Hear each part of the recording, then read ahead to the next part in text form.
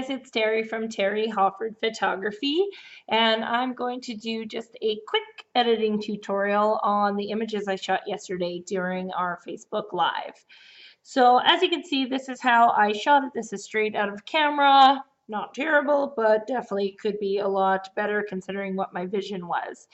So my vision was I had gotten this Polaroid film that was strictly black and red. So that's how I envisioned this whole shoot. The satin sheets were really to just give a little extra shine to it, but ultimately I want this photo to be 100% red and black. So what we're going to do is we're going to just tweak a little bit with our settings here to make that happen. We'll probably bring down everything. So now the fun thing about doing creative shoots and creative editing is that you'll find yourself at first a little frustrated because you're used to maybe applying a one shot preset kind of thing and not really doing much else because obviously clients just like clean, beautiful work. So doing creative things get you afford you the ability to be able to learn a bit more about Photoshop and Lightroom and play around a bit more without expectations on you so you can enjoy it a bit more. So essentially, I just tweaked a few different things there to make it a bit more contrast than it currently was.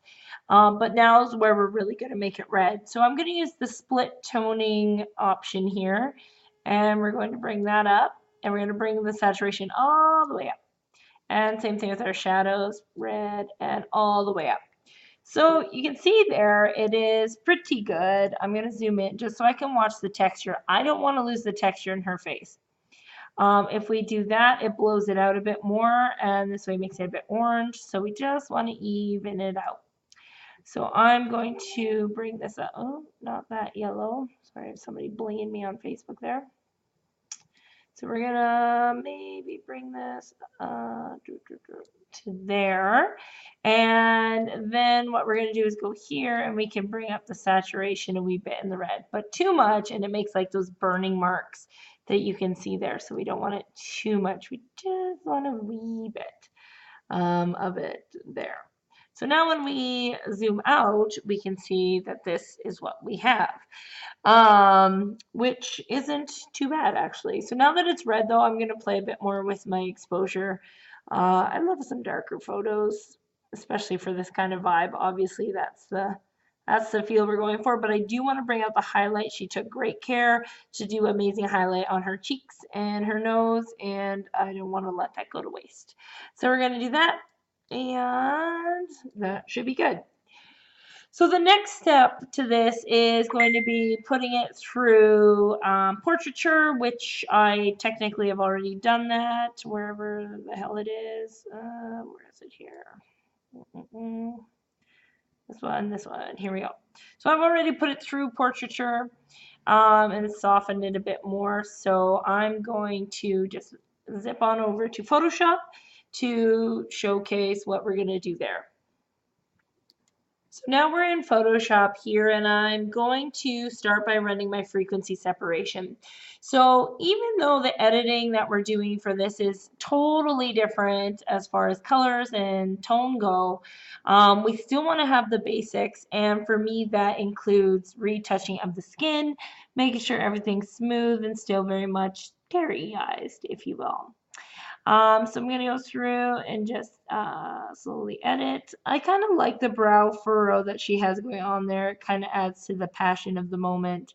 One thing I will use this for though is to kind of get rid of the sheets, the lines in the sheets here. Now this can be very tricky and painstaking.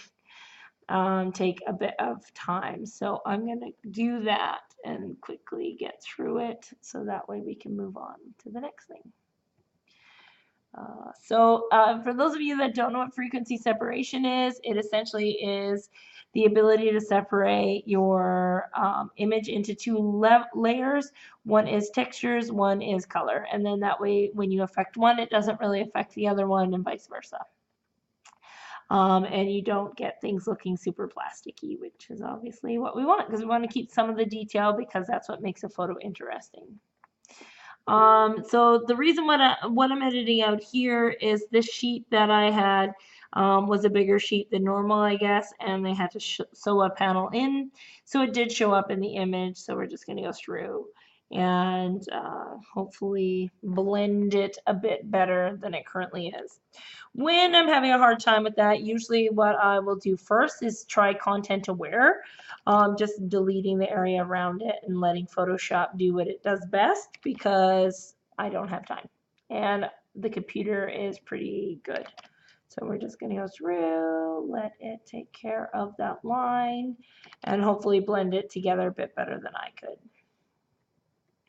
And yeah, so that's kind of what we want to do there, just so it looks like it's one sheet instead of like a big long seam in the middle of it. And then this way your eye is not drawn to that line, though that still looks a bit crappy. So we're gonna maybe, there we go, even that out. Perfect. So that was, again, simply by using content aware. I just highlighted the area I wanted to delete and let her go. So the next step for me is going to be to run my inverted high pass action, which I created. You can Google this, just look up inverted high pass, and it basically does what portraiture does, I believe. But I don't know, I like the way it looks, so I do it. It just puts a nice glaze or gloss on everything. But you can see, like, when I first do it, it doesn't look very good, but don't worry, it's not going to stay like this. This is just the beginning and the quick way to do it. So we quickly brush over the areas we want smooth, a bit more smooth, and then we bring down the opacity, so obviously it doesn't look too terrible. Now, once we are done that, we're going to add some dimension using our curves.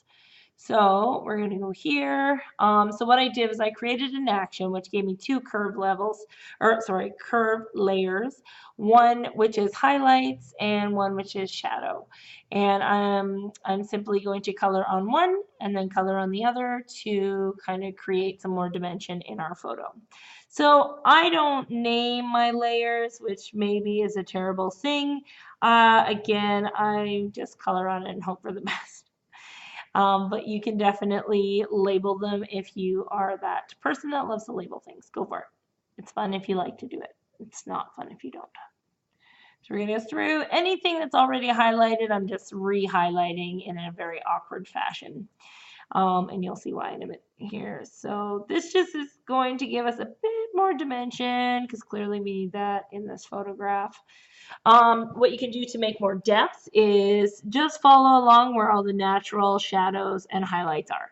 So I can paint in more shadow where there already is lots of shadow, which is cool. So we're going and we're going and we're going, and you're like, this looks terrible, but don't worry, not for long. And then we're going to go back to highlights and go right along the ridges of the sheets to give that dimension. And you can change your brush, obviously, so it's not all the same. We want to make sure that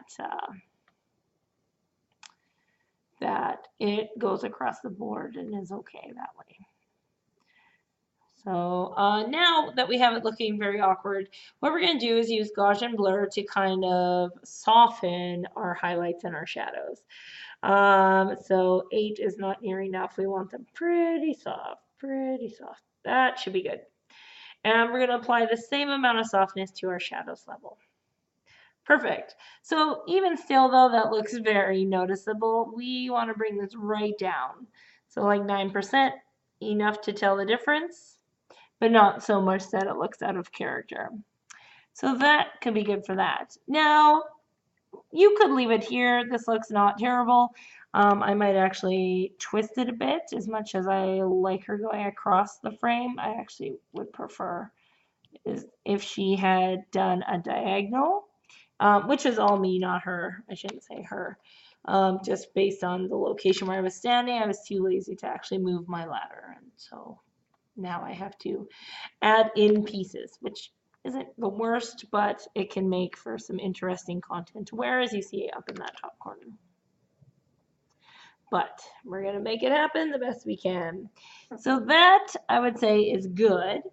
And if you wanted to play around a bit more, I have the ability to use things like alien skin and just kind of play around with it that way. So we're going to run alien skin here. So exposure 7 is what I have. I haven't updated or gotten a new one for no particular reason other than I rarely use it. I only use it really for creative projects and to change up stuff. But rarely do I use it for client work. So as far as an investment goes, it doesn't really make sense. Unless you're investing into your creativity, in which case it does make sense.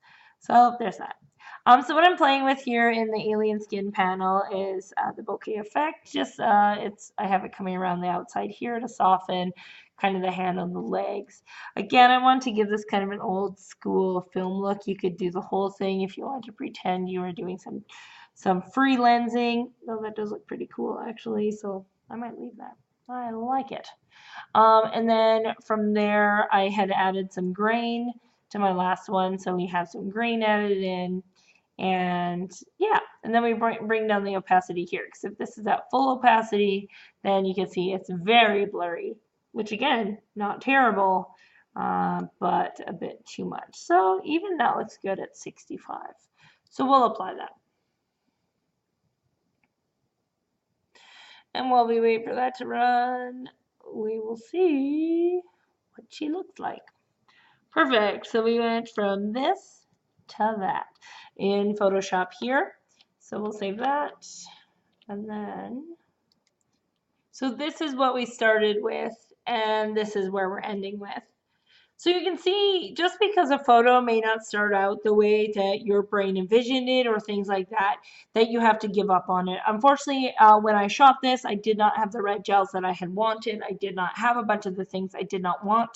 That doesn't mean I can't make my vision still happen the way I saw it in my head, which is why it's important to keep those editing skills up and do these creative shoots for yourself and play by kind of ditch the rules for a minute and have some fun doing things the way you want to do them. Is this going to be for everyone? No. Is this going to be the right way to do it? No. This is just my way to do it. And it works for me and I like it. So that's all that matters at the end of the day, is that I like it. So yeah, that is my editing tutorial on this particular creative shoot that you guys got to watch me shoot. And yeah. If you have any questions, you can email me, thbstudios@gmail.com. You can hit me up on Facebook, Terry Hofford Photography or Terry Ledgerwood, or in the Do More group here. You can just tag me in a post and I'll respond as soon as I can. But that is it for now, and I will talk to you guys later. Bye.